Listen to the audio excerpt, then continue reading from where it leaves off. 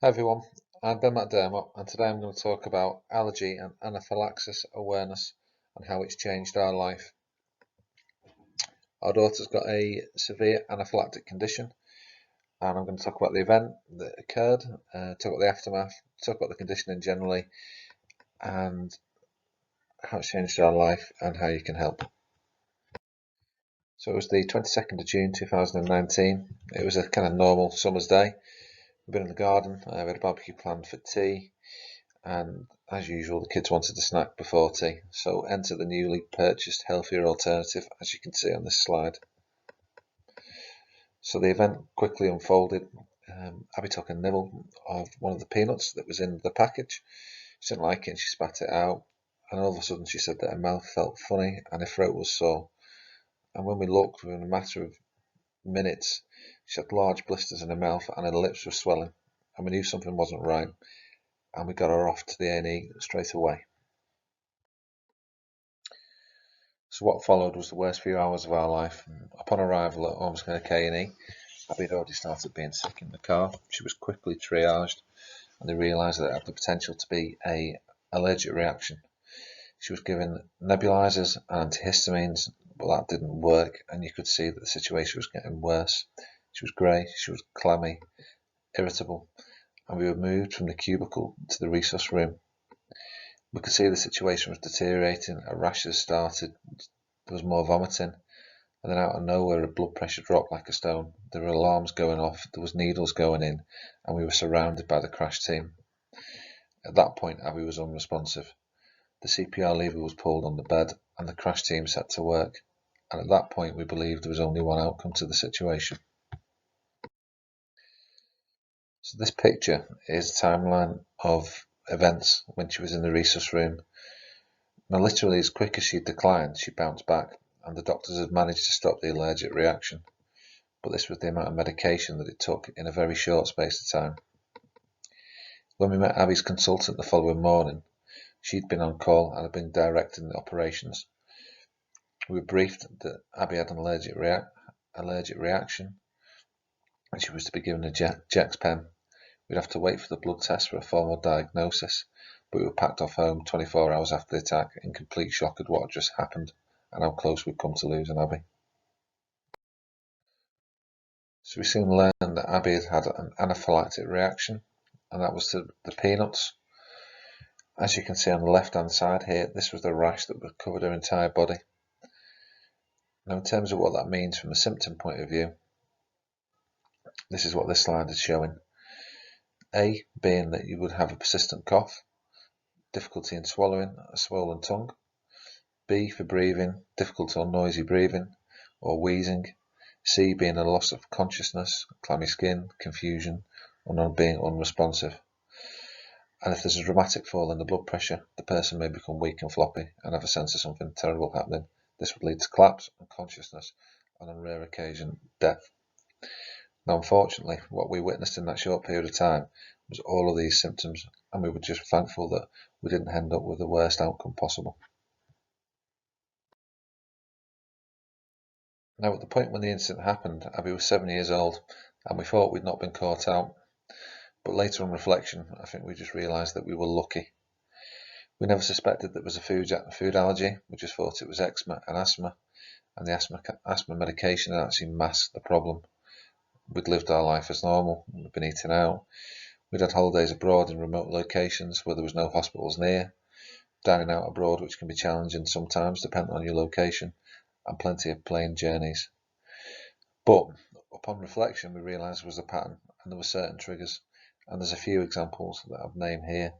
They'd be Nan's almond slices, bad skin, and very quickly kind of everyday scenarios became off limits. So this slide's just to show the differences between your food allergies, your food intolerances and anaphylaxis.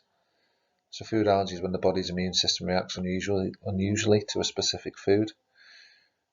An intolerance is more common than a food allergy and is not caused by the immune system.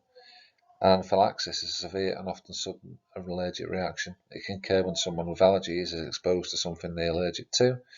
The reaction can begin within minutes, but can rapidly progress, but can occur up to 2 to 3 hours later.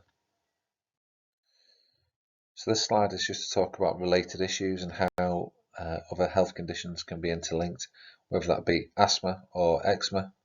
And what we know is that Abby had suffered from asthma previously and eczema and bad skin. Once we'd undertaken the first batch of the allergy tests, we set about learning, because it was something that we've been completely unaware of previously. We understood exactly what triggers the eczema and how to be able to differentiate between a skin issue and an anaphylactic event. Various products such as limonene and limonol can be in many types of fragrances and perfumes, as an example, but they're also found in toothpaste, shampoos, soaps and air fresheners. So quickly we realised that some of the skin conditions and the asthma were linked to the ingredients, so we had to set about getting products that were suitable. So this slide is in reference to food labelling, and it's worth just bringing to your attention that only the top 14 allergens have to be in bold on food label, as you can see on this slide. Other items such as coconut, albeit they could be an allergen, are not in the top 14 and they wouldn't be on bold and could easily be missed. So this slide shows a selection of everyday items that kids would typically use. You've got your Andrex toilet tissue, you can see here that contains almond milk. You've got fries, now these ones as an example of Five Guys, which are cooked in 100% peanut oil. You've got Heinz tomato ketchup, which contains celery, and you've got a Haribo ice cream, which contains coconut, and also states that it may contain every single type of nut that you could list. So it just identifies the unusual places where you'll find allergens. Even if you think you don't need to look, you always need to. And that also goes for the way a product is cooked, the way it's packed, where and by who. So what it means for us nowadays is that buffets, markets and bakery counters, ice cream vans, they're generally off limits, and we have to be careful if we were to venture into one of those areas. Even if Abby's eaten something before, it doesn't mean it's safe next time. Example of this being that one product, Jammy Dodgers, is produced in two separate factories, but depending on whether they're the small or large ones. The small ones she can't eat, but the large ones she can. Now this slide is also to talk about hidden allergens and dangers that can be found in common non-food products. I previously mentioned cosmetics. Other examples: alcohol, Play-Doh, vitamins, bird feeders that contain nuts, pet food, and even stuffed toys that contain ground nut shells. So there's risk everywhere. Now when we leave the house in the morning, the most important thing that we take out for Abby is a medical bag. That'll typically contain 2 adrenaline pens, a bottle of antihistamine and an asthma inhaler. And the summary of that is that the EpiPens will give you 10 minutes to get her to hospital, 5 minutes per pen. After that, you've got a serious problem on your hands. So this slide is just to talk about how we lived our life before we found out about Abby's allergy, on an example being a holiday. So beforehand, we'd consider where, when we were going, and the cost. Now we have to consider all those 3 items, but we also have to consider the proximity to the A&E, the airline nut policy, and where we can eat. So we've had to cancel some holidays when we found out about the condition.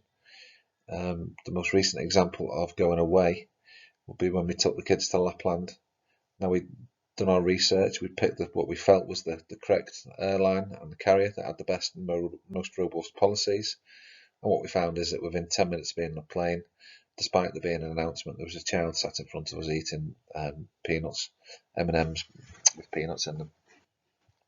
We then arrived at our hotel and we'd done the same. We thought we'd done our homework, yet the hotel didn't seem to fully understand the allergies. And for one evening meal, both my wife and I got fed soup, and what was on top of it? Peanuts. So even when you think you've done your preparation, even when you think it's going to be safe, there's risk still present everywhere. So this slide is another example. This one is referring to eating out. So beforehand, it would be where, when, cost. Now we have to consider those items, but actually, more importantly, can Abby eat anything on the menu? Can the kitchen guarantee no cross-contamination? And we actually usually have to book in advance. We had an issue over the summer when we went to the Lake District for a few days. We went to dine in one place, and there was nuts all over the kitchen. It wasn't safe. It wasn't safe, and the kitchen offered no guarantees, so we walked out. So what we find now is that some places we go to, they're brilliant, and some just have no clue about allergens. So it means that many places are off the list. We don't have takeaways, as an example, and we find ourselves trusting select places that we go back to time and time again because we know that they have good, robust policies, and it's more comfortable for us to dine there than rather going from place to place and what we would feel to be taking a greater risk. That just avoids that problem. Simple things like kids' parties also cause concern. Additional considerations that we have to think about are the activity, the food. Are we looking for one of the parents to feed Abby, or do we need to actually take a packed lunch, if you will, to the party so there's no risk? Also puts a lot of pressure on one of the parents if they are going to feed Abby themselves, and do we actually just need to stay because it's more comfortable for everyone all around? And then we've got school. So typically you'd be looking at Ofsted and location, but other considerations that we've got at the minute, and it won't change, is the staff training and awareness, the attitude and the approach of the school, school dinners, general safety whilst at school, trips away, Robin Wood will soon be coming up, and awareness of other children and parents. So many things to consider. There's also the future to consider as well, obviously growing up, high school, how that will work, relationships, going out with friends, being more independent, alcohol, hopefully university. All of those are going to pose more risk than they would in a normal circumstance. So on these slides, we've extracted some high-profile cases. The Natasha Ednan Laperouse, who went into cardiac arrest on the BA flight after eating the sandwich bought at Heathrow Airport. She was allergic to the sesame seeds, and the dough of the bread had been full of them, but they were not mentioned in the sandwich label. And obviously that tragic event has brought out a massive change in law and allergens labelling.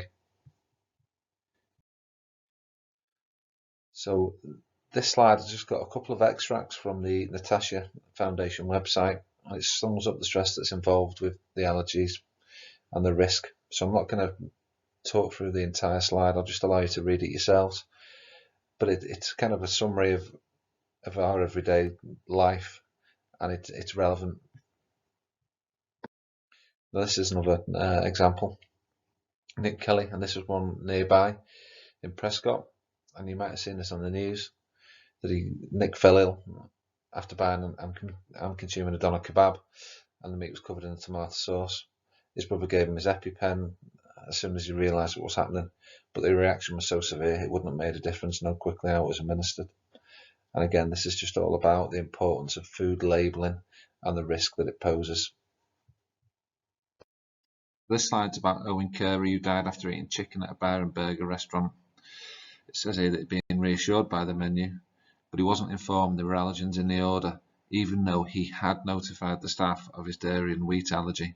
Now, the summary of this issue is that whilst he had notified the staff, the presence of the allergens wasn't noted on the menu, and his allergy was not passed on to the kitchen. Soon after, he suffered stomach pains before he collapsed into cardiac arrest. And this is an example, as I mentioned previously, about restaurants and their care and attention with regard to allergies. So finally, this is Karan Chima, who died in school, and the incident basically involved someone throwing cheese at him. The boy claimed that he didn't know he had an allergy, and he didn't believe that he could die. He just felt he would break out in a rash or a fever. So the paramedics were told on the phone it was just an allergic reaction, but when they arrived he was gasping for air and had broken out in hives.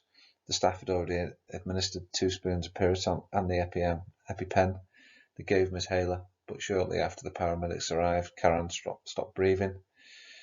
The first 2 paramedics gave him CPR, they gave him adrenaline and used a defib, but unfortunately that wasn't enough to save his life.